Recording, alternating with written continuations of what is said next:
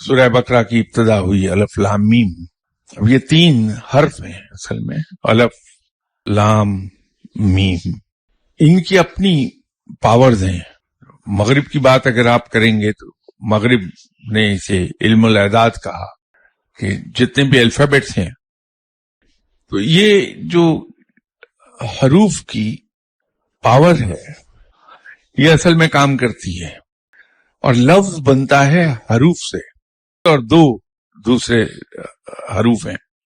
یہ اتنا ہی زیادہ پاورفل ہو جائے گا.